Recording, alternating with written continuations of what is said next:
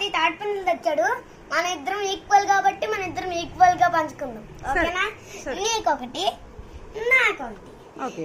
నీకు 2, నాకు 2. నీకు 3.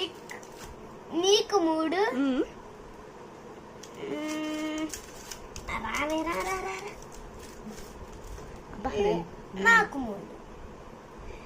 నీకు 4. 2 పెట్టు. 1, 2,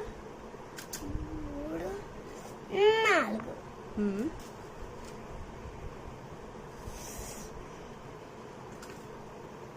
లాస్ట్ ఫైనల్ ఉండిపోయింది. అమ్మ లాస్ట్ 2 ఉండిపోయాయి. మన ఇద్దరం ఒకేలా పంచుకుందాం. నీకొకటి, నాకు 10.